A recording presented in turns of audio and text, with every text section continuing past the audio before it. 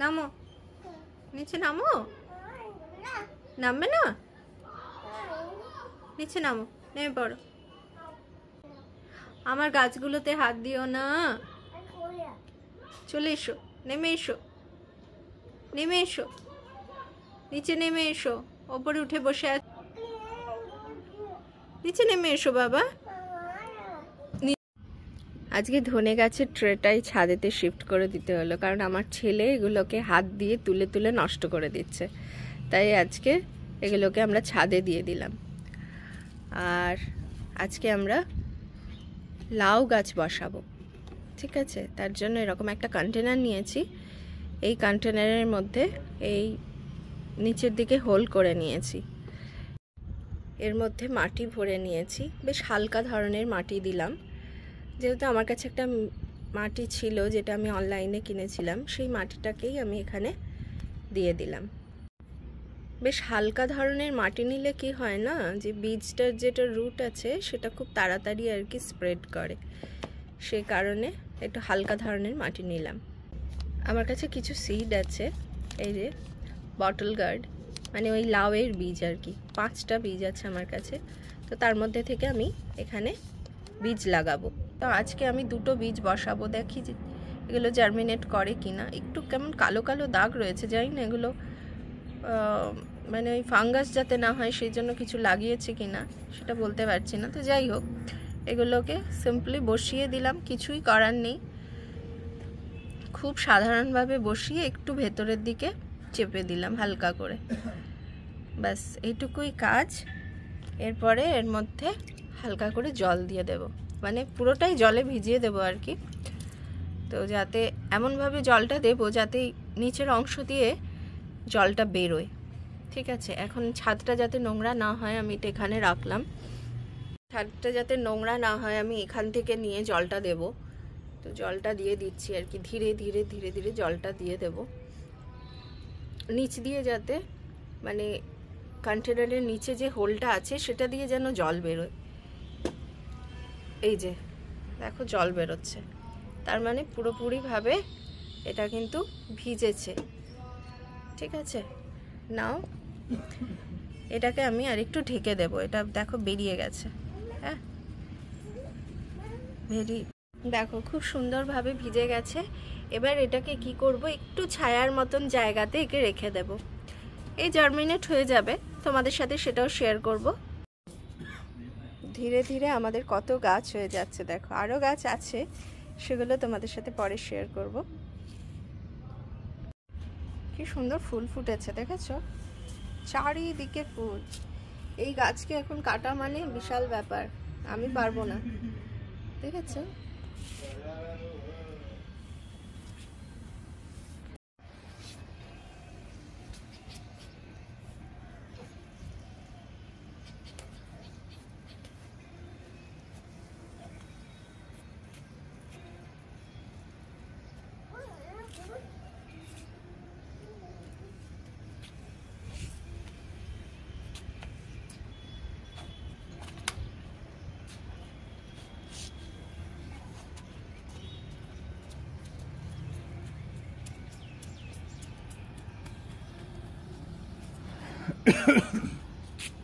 এবারে আমি পাতার নিচের অংশটা দেখছি, নিচের অংশে কিন্তু এখনো পর্যন্ত কোনো পোকা দেখতে পাওয়া যাচ্ছে না, ঠিক আছে? উপরের অংশটাই শুধু দেখতে পাচ্ছি যে সাদা সাদা হয়ে গেছে। টমেটো গাছের মধ্যে মিলিবাগ আক্রমণ করেছে। মিলিবাগ অনেক ধরনের হয়, আমাদের টমেটো গাছে যে মিলিবাগ আক্রমণ করেছে সেটা মানে ক্লোরোফিলকে খেয়ে নেয়। তুমি দেখো ক্লোরোফিলগুলো কীরকম খেয়ে নিচ্ছে, কেমন পাতাটা সাদা সাদা মতন হয়ে গেছে। এগুলোকে আজকে ট্রিটমেন্ট করতে হবে। তবে আমার গাছটা তো খুব ছোট, যেহেতু আমার খুব ছোট্ট গাছ রয়েছে আর পাতাও বেশি হয়নি, তাই আমি ভাবছি এটাকে সেপারেট করে দিই, করে দিয়ে দেখি যে কিছু হয় কি না।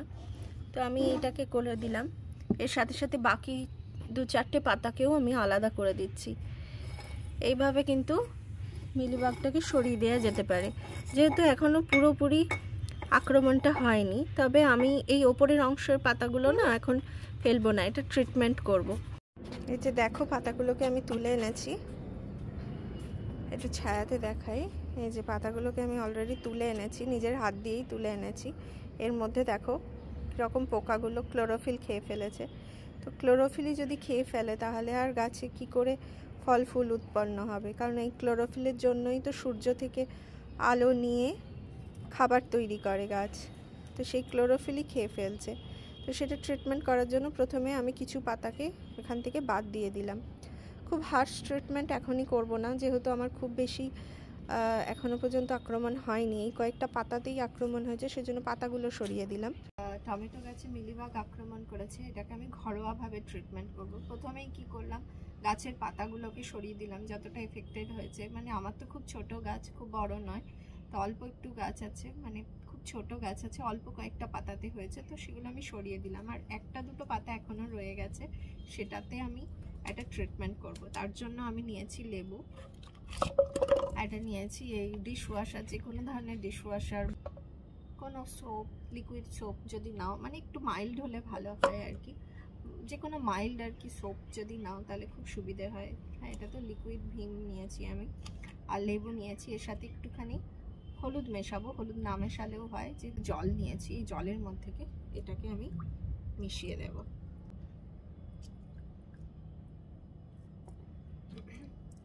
আর সামান্য একটু আমি এর মধ্যে লিকুইড দিয়ে দেব, সামান্য, খুব সামান্য।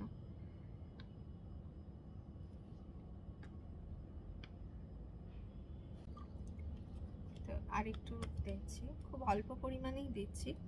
আর এটাতে খুব একটা এফেক্ট হবে না, যদি মাটিতেও পড়ে যায় না জলটা, তাহলেও কিন্তু এফেক্ট হবে না। এই যে এটা তৈরি করে নিয়েছি আমি, লিকুইডটা তৈরি করে ফেলেছি। এবারে এটাকে আমি এর মধ্যে দিয়ে দেব। এটা না অনেক পুরনো, জানো তো, আমার অনেক পুরনো। আগেই আমি গার্ডেনিং করতাম তো, প্রেগন্যান্সির আগে, তো তখন এই জিনিসগুলো সব ছিল, ওইগুলো ফেলিনি আমি, তো এখন এটাই ইউজ করছি। এখন বড় কিছু কেনা হয়নি, তো এই ছোটটা দিয়েই আর কি শুরু করেছি।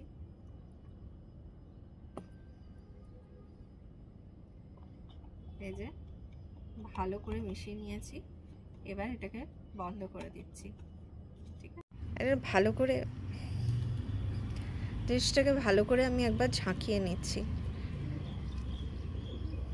এবার এই যে ফেনাটা হয়ে গেল, এবার এইটা যদি এর উপরে একটা লেয়ার তৈরি করে তাহলে আর মিলিবাগগুলো অত আক্রমণ করবে না। যেহেতু সিভিয়ার হয়নি আমার, তো সেই জন্য আমি একটা মাইল্ড জিনিস, হোম রেমেডি ইউজ করছি।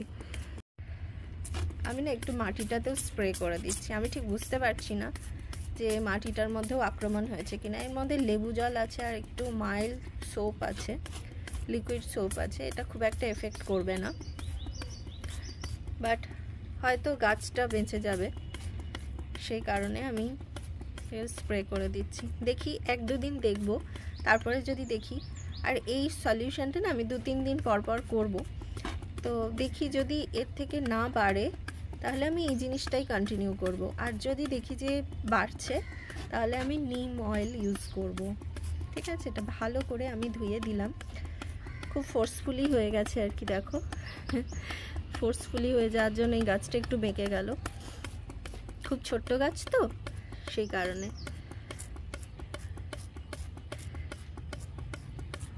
এবার মাটিটার মধ্যে আমি স্প্রে করে দিচ্ছি। খুব মাইল্ড সোপ আছে আমার, আর লেবু আছে, সেই কারণে এটা কিন্তু খুব একটা এফেক্ট করবে না। ঠিক আছে, এটা করে দিলাম।